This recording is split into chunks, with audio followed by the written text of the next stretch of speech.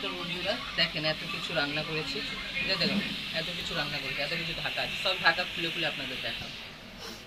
প্রথমে তো আপনাদের ভাত দেখাবো। ভাত তো রোজ থাকবে। এই যে ভাত দেখেন, সাদা ভাত, এই যে সাদা ভাত,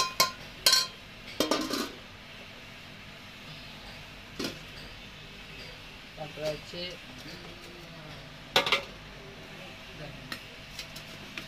এটা হচ্ছে এঁচোড় চিংড়ি। চিংড়ি খুঁজে পাবো না, কোথায় আছে লুকিয়ে পাচ্ছি জানি না। এঁচোড় চিংড়ি অল্প করে দিয়েছি একেবারে। এটা এঁচোড় চিংড়ি। এটা একটা সব রকমের সবজি, কাঁচকলা, ঝিঙে, পটল, আলু দিয়ে একটা পাতলা ঝোল করেছি বাচ্চাদের জন্য। আপনারা তো ভিডিওতে দেখেছেন অনেকগুলো বাড়িতে বাচ্চা আছে, কম বাচ্চা নেই। একটা পাতলা ঝোল করেছি। এই যে মোরলা মাছের, গাং মোরলা মাছের পোস্ত চচ্চড়ি, গাং মোরলা মাছের পোস্ত চচ্চড়ি। এই যে এটা হচ্ছে পাতলা করে মুসুর ডাল। আমার জন্য অল্প করে পান্তা ভাত আছে, আমি পান্তা ভাতই খাবো। আর যে হ্যাঁ, মেন রেসিপিটা যেটা আপনাদের কড়াইতে আমি দেখালাম লিকুইড একেবারে, সেই জিনিসটা তোমাকে একটু চামচ দিতে পাবো। চামচ দে।